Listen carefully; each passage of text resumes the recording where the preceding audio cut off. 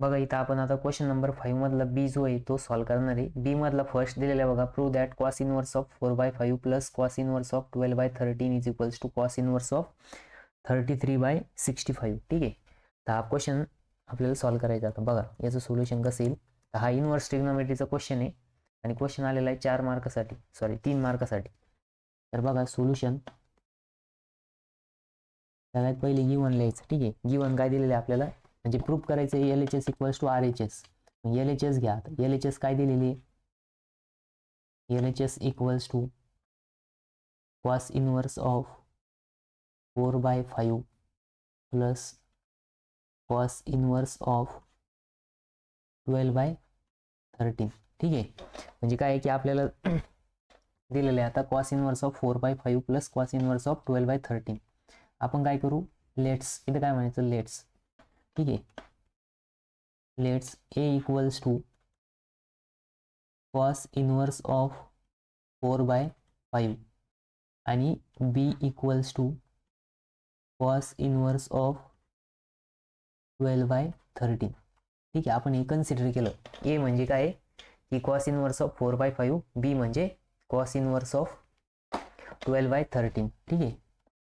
तर बघा आता काय आहे की दोन्ही बाजूला जर आपण कॉस अप्लाय केलं इथं, तर इथं काय होणार, या साईडला कॉस A होणार. ठीक आहे. आणि इकडच्या बाजूला कॉस इनवर्स ऑफ 4/5. आणि हा कॉस आणि कॉस इनवर्स काय होणार, कॅन्सल होणार. ठीक आहे. As per the inverse rule. आणि मग इथं काय होणार, कॉस A इक्वल्स टू 4/5. ठीक आहे. सिमिलरली आता बीच्या तिथं पण आपण जर दोन्ही बाजूला cos B equals to cos inverse of 12/13. ठीक आहे. मग हे असं जर केलं तर इथं काय होणार, हा कॉस आणि कॉस इनवर्स काय होणार, एकमेकांना कॅन्सल करणार. ठीक आहे. त्याच्यानुसार कॉस B इक्वल्स टू काय भेटणार आपल्याला, बघा कॉस B इक्वल्स टू 12/13. ठीक आहे. म्हणजे आपल्याला काय आहे की कॉस A इक्वल्स टू 4/5 आलं आणि कॉस B इक्वल्स टू 12/13. तर मग आता काय आहे की आपण आपल्याला काय प्रूव्ह करायचं आहे, कॉस इनवर्स ऑफ 63/5 आलं पाहिजे. तर बघा आपण काय करणार आता, साइन A फाइंड आउट करणार आणि साइन B फाइंड आउट करणार. मग साइन A आणि साइन B कशासाठी काढायचं, तर आपल्याकडे फॉर्म्युला आहे बघा, cos of A plus B.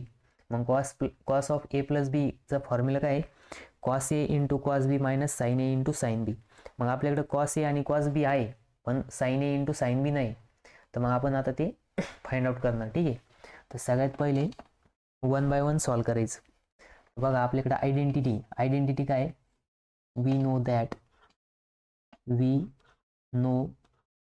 that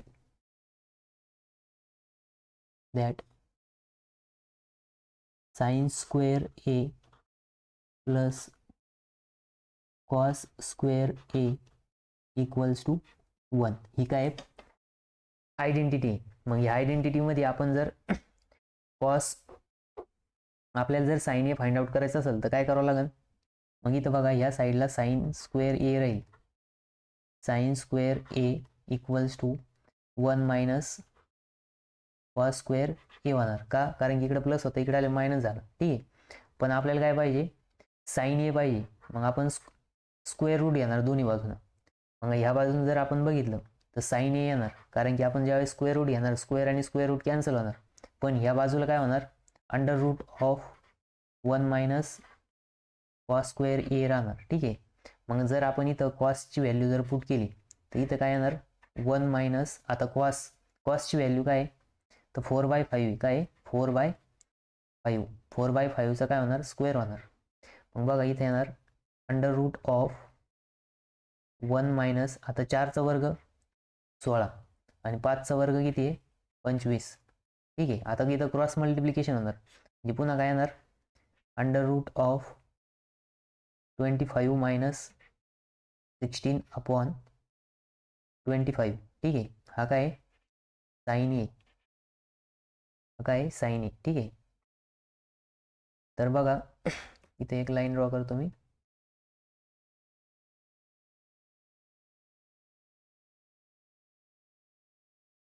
मग बघा इथं साईन ए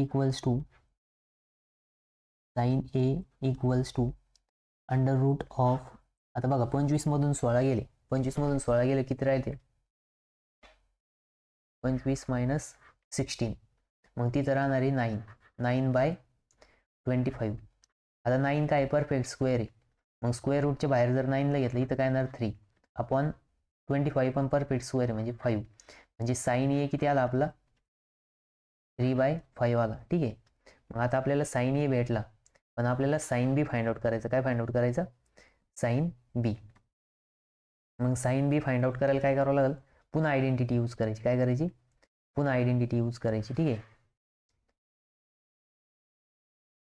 तर बघा आपल्याकडं कॉस बी इक्वल्स टू किती आला, दिलेलं म्हणजे दिलेलं आहे आपल्या इथं, किती दिलेलं आहे 12/13. मग पुन्हा फॉर्म्युला यूज करायचा, sine square A plus cos square B equals to 1. ठीक आहे. मग इथं काय होणार, पुन्हा sine square A equals to 1 minus cos square A. Sorry, आता इथं काय बी घ्यावं लागणार आपल्याला, कारण की पहिले आपण ए व्हेरिएबल घेतलेलं आहे. ठीक आहे.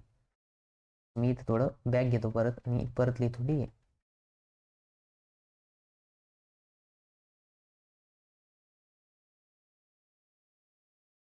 बघा sine square B plus cos square B equals to 1.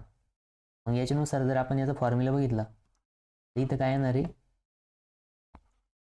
Sign square B equals to 1 minus cos square B. पुन्हा इथं काय होईल, sine B equals to under root of 1 minus cos square B. ठीक आहे. मग इथं काय येणार, sine B equals to under root of 1 minus, आता कॉस स्क्वेअर बी, आता कॉस बीची व्हॅल्यू काय इथं 12/13. मग 12/13चं काय होणार, स्क्वेअर होणार. ठीक आहे.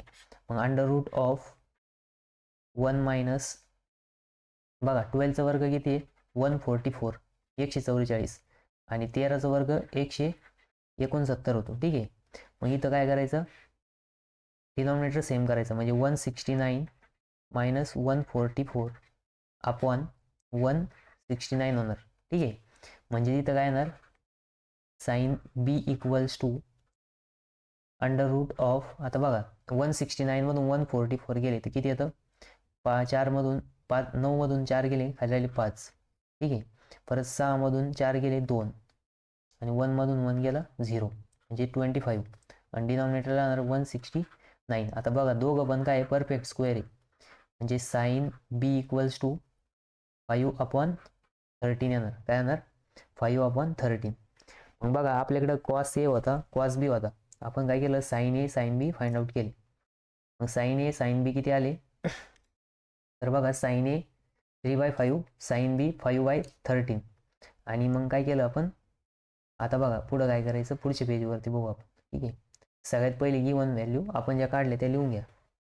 तर बघा आपल्याला काय गिवन होतं, कॉस ए किती होता 3/5, आणि साइन ए किती आला, साइन ए इक्वल्स टू आला 3/5, आणि तो 4/5 होता. ठीक आहे. हा किती होता 4/5, आणि हा किती आला 3/5. ठीक आहे. आणि कॉस बी इक्वल्स टू 12/13 होता, आणि हा किती आला साइन बी इक्वल्स टू 4/13 आला, सॉरी 5/13 आला. किती आला 5/13. एकदा चेक करून घ्या. ठीक आहे. तर 5/13 12/13. तर बघा आपल्याकडे या 4 व्हॅल्यू. आता आपल्याकडे फॉर्म्युला आहे, कोणता फॉर्म्युला आहे, कॉस ऑफ ए प्लस बी. ठीक आहे. ए प्लस बी, मग याचं काय येतं expansion, cos A into cos B minus sign A into sine B. मग बघा आता आपल्याला काय करायचं, याच्यामध्ये व्हॅल्यू पुट करायची. आता आपण सगळ्या व्हॅल्यू काय केलेले इथं फाइंड केलेले. तर बघा मग आता कॉस ए किती आहे आपला, मग कॉस ए किती बघा आपला, cos A equals to 12/13 into cos B, sorry cos B आधी लिहिलं गेला, कॉस ए ला आधी, कॉस ए किती आहे 4/5 इंटू कॉस बी 12/13 मायनस साइन ए किती आहे 3/5 इंटू साइन बी 5/13. ठीक आहे. मग बघा आता इथं डायरेक्ट मल्टिप्लिकेशनवर 12 चोक 48, ठीक आहे, 13 पाचे 65 मायनस 3 पाचे 15 आपण 13 पाचे 65. ठीक आहे. तर बघा आता क्रॉस मल्टिप्लिकेशन करायचं. मग बघा दोघांचा डिनॉमिनेटर सेम आहे, म्हणजे वरती काय होणार डायरेक्ट सबस्ट्रॅक्शन होणार, म्हणजे 48 मायनस 15 अपॉन 65. मग बघा इथं cos of A plus B equals to cos of A plus B equals to किती आलं बघा 48 मधून 15 गेले. मग 48 मधून 15 जर गेले, 5 मधून 8 मधून 5 गेले, खाली राहील 3 आणि 4 मधून 1 गेला परत 3 राहील, म्हणजे 33/65. आता ए प्लस बी, ए काय अँगल आहे, बी काय अँगल आहे. मग हा कॉस जर आपण इकडच्या बाजूने नेलात काय होणार, कॉस इनवर्स होणार. म्हणजे इथं काय आलं A plus B equals to cos inverse of 33/65. ठीक आहे. पण आपण स्टार्टिंगला ए म्हणजे काय कन्सिडर केलं होतं बघा, ए म्हणजे ए म्हणजे कॉस इनवर्स ऑफ 4/5 आणि बी म्हणजे कॉस इनवर्स ऑफ 12/13. मग पुन्हा आपण ते रिप्लेस करून टाकायचं. ठीक आहे. तर बघा रिप्लेस केल्यानंतर ना आन्सर काय येईल, मग लिहायचं पुटिंग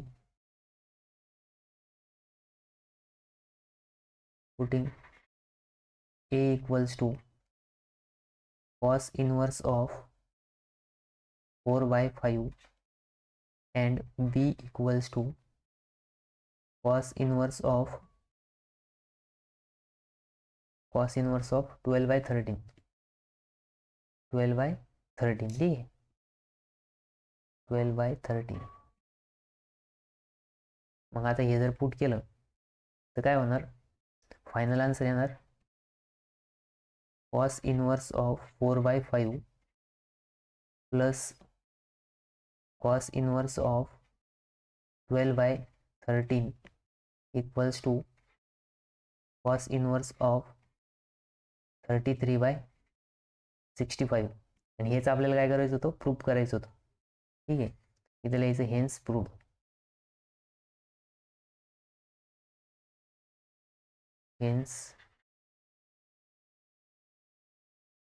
ठीक आहे. मग बघा आपण स्टार्टिंगला काय केलं, कन्सिडर केलं A equals to cos inverse of 4/5 आणि B equals to cos inverse of 12/13.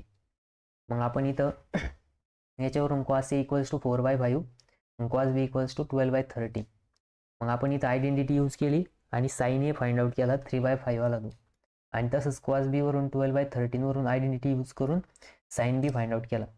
आणि नंतर ना आपल्याकडे फॉर्म्युला होता कॉस ए प्लस बी, त्याच्यामध्ये याची व्हॅल्यू पुट केल्या आणि A plus B equal to cos inverse of 33/65 आलं. ठीक आहे. आणि ए इक्वल्स टू आपण जे कन्सिडर केलं होतं ते पुन्हा याच्यात पुट केलं, आपल्याला फायनल आन्सर भेटलं cos inverse of 4/5 plus cos inverse of 12/13 is equals to cos inverse of 33/65. हेच आपल्याला प्रूफ करायचं होतं बघा. ठीक आहे. तर हा क्वेश्चन 5 मधला बी मधला फर्स्ट होता, म्हणजे 3 मार्कसाठी हा क्वेश्चन आलेला आहे. 3 फॉर्म्युले यूज करायचे होते. ठीक आहे.